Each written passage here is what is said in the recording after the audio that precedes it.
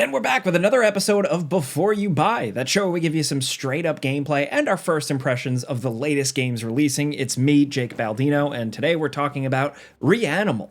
This is the newest game from Tarsier Studios, the masterminds behind Little Nightmares 1 and 2. They didn't make Little Nightmares 3 that released back in 2025. They've been off making their own new thing here with Reanimal. This is a new adventure, but the framing is still sticking to what they're good at. You play as vague, creepy little kids wandering around scary places. But conceptually this time around, it goes way bigger and way weirder. And some gripes aside, I really enjoyed playing through this. If you're like old Jake here, just, a fan of the weird genre of cool art games where you wander around as a little guy and see some messed up stuff, like a Little Nightmares or a Limbo or an Inside or whatever, then this game might be for you.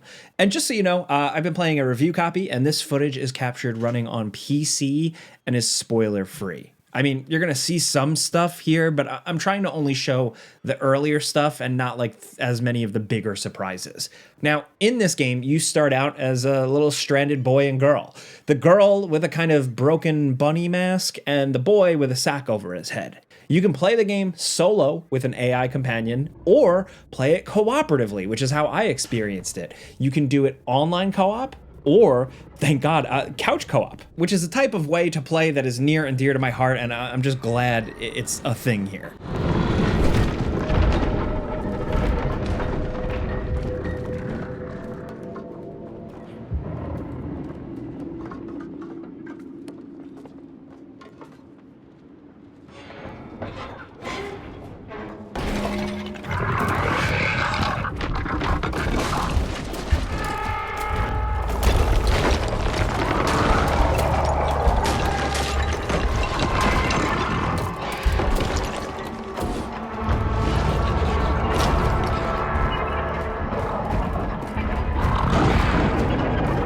That's how I played it. It works really well, and you take you and your little people, you navigate through these creepy, actually kind of realistic worlds, encountering all manner of horrors. And you're running from them, you're hiding from them, occasionally fighting them with simple melee, kind of like Little Nightmares 2, and solving some light environmental puzzles with keys and stuff.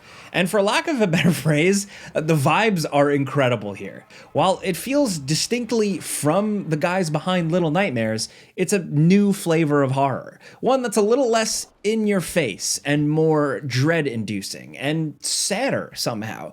And it totally works. It'll sometimes go for the less is more approach, giving you that pit of your stomach dread as you only see shadows moving around in the distance, or you're trying to navigate your way through pitch black hallways, or you're navigating an environment that implies something really gross or really nasty, but lets your imagination fill in the blanks. It also goes bold with like these big wide open areas and sometimes some brightly lit areas, and it all still manages to maintain that level of uneasiness. Then, the game also occasionally pulls the trigger with some wildly gross and weird stuff that just downright works. In a cool addition, your characters actually speak in small moments throughout the story. There's still that little button you can press to whisper to your buddy, but along with that, you'll occasionally get real dialogue from the characters. When they announced that they were doing this, I was skeptical because, less is more, and the beauty of these games are the simplicity. But I'm happy to say that the way they handle dialogue is perfect here, and it distinctly fits the storytelling and atmosphere. It doesn't get lost in dialogue sequences or drawn out cutscenes. It's just little vague bits of chatter here and there, and I actually really enjoyed the execution of it.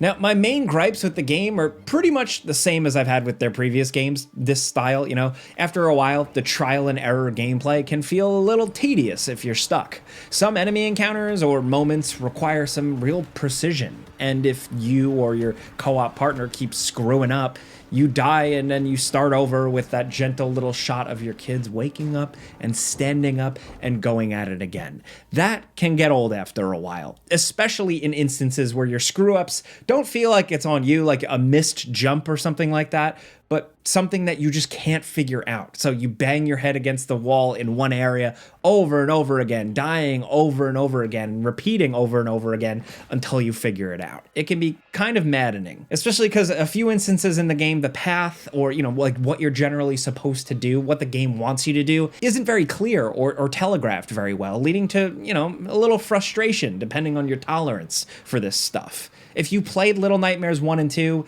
you get it. I think it was a little more pronounced than this one here and there, but it's just something to point out. It can be frustrating if you're the type of person like your gaming sessions are only limited to like an hour a night, but like everybody's different. Look, the bigger world means you're traveling by boat sometimes too, which is like a unique thing. It's pretty simple and it works with one character controlling the boat and the other, if you're playing with someone, managing the light. In terms of exploration, it's still not a massive game, but it feels big.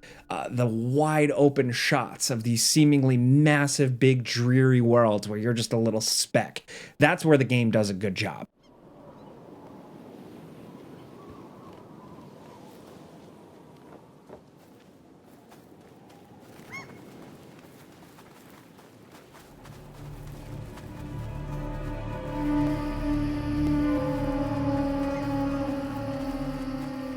But gameplay-wise, it's not like a massive open world or anything like that. There are little diversions here and there, but they're not too much. Like you can find additional masks for your characters if you're clever, and you can equip and then change them right in the pause menu.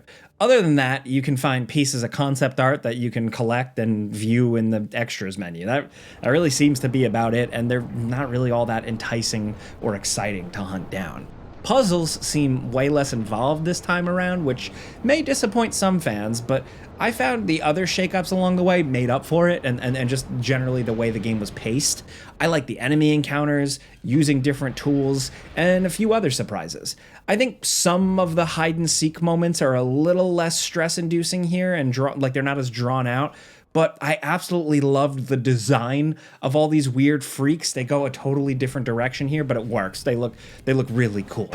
There are also some interesting creative bits here and there where you work cooperatively with your little buddy that are actually a little more involved. Think kind of like a very light It Takes Two or Split Fiction puzzle here and there. Also, the game really ups the ante with camera work. Some of the camera transitions to areas are great, like really ambitious stuff where the camera will swing through a window. Like, it's just cool to see in action. If you're playing co-op, sometimes you can lose where you are for a second because maybe you're not the character in frame as it's transitioning, but it's really kind of a nitpick. The art, atmosphere, and soundscape are worth the ride here, worth the experience. The environments, the creatures, the mood, and just seeing where this weird little journey goes, I think is worth playing through. Now, like their previous games, it's only a handful of hours though, so be warned, that launch price tag might not be for everyone, but I think you should still definitely play through it at some point when it works for you. Reanimal is cool as hell, and while familiar for me as a Little Nightmares fan, the real joy was in the more unexpected moments. And I think it has it in spades, and I just really appreciated playing through something that has a little bit of a different flavor of horror. And I think there really is something to the way these guys make games. I did the Before You Buy for Little Nightmares 3 from last year, which of course wasn't made by them. It was made by a different studio, and it immediately felt totally different.